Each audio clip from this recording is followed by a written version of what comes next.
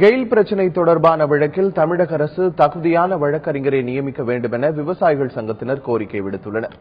கெயில் நிறுவனம் தமிழகத்தின் வழியாக விவசாய நிலங்களில் எரிவாயு குழாய்களை பதிக்கும் நடவடிக்கைக்கு விவசாயிகள் தொடர்ந்து எதிர்ப்பு தெரிவித்து வருகின்றனர்.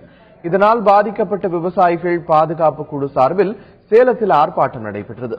பின்னர் செய்தியாளர்களிடம் பேசிய தமிழக விவசாயிகள் சங்கத்தினர், கெயில் பிரச்சினை தொடர்பான வழக்கில் உச்சநீதிமன்றத்தில் தாக்கல் செய்யப்பட்டுள்ள சீராய்வு மனு விசாரணைக்கு வரும்போது தமிழக அரசு தகுதியான வழக்கறிஞரை நியமிக்க வேண்டும் என விவசாயிகள் சங்கத்தினர் கோரிக்கை விடுத்துள்ளனர். தமிழக அரசின் சார்பிலும் விவசாயிகள் சார்பிலும் மறு சீராய்வு மனு என்பது உச்சநீதிமன்றத்திலே தாக்கல் செய்யப்பட்டிருக்கிறது.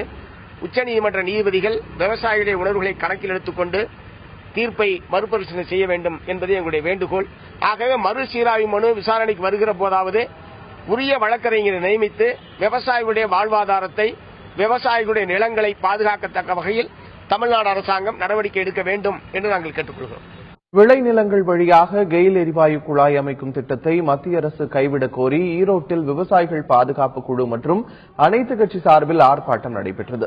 200க்கும் மேற்பட்டோர் பங்கேற்ற இந்த ஆர்ப்பாட்டத்தில் விவசாயிகளின் வாழ்வாதாரங்களை பறிக்கும் 1962 பெட்ரோலிய கனிம வளம் குழாய் பதிப்பு சட்டத்தை ரத்து செய்ய வேண்டும் என்றும் வலியுறுத்தப்பட்டது.